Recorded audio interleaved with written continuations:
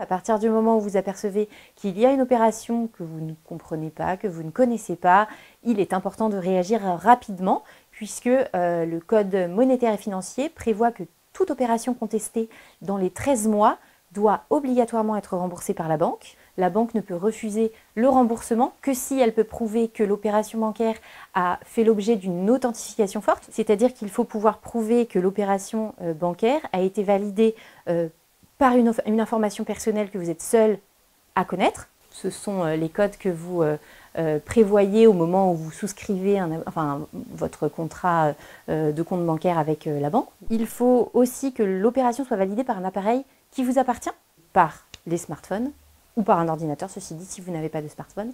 Troisième critère, c'est que l'opération doit être validée par une donnée biométrique. Donc ça, c'est couplé avec votre appareil, c'est-à-dire le Face ID. Si l'opération n'a pas été autorisée par le client, la banque, pour ne pas rembourser l'opération contestée, doit pouvoir prouver que le client a fait preuve d'une négligence grave ou alors qu'il est de mauvaise foi. La négligence grave, ça va être par exemple dans le cas où, ce qu'on voit en ce moment très fréquemment, ce sont des fraudeurs qui appellent les personnes en se faisant passer pour des conseillers bancaires et qui, sous prétexte de fraude en cours, vous font valider des opérations ou alors vous demandent des codes.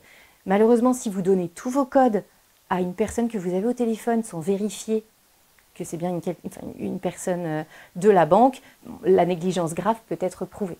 Donc encore une fois, si vous êtes appelé par quelqu'un au téléphone qui se présente de la banque, on raccroche et on appelle son conseiller.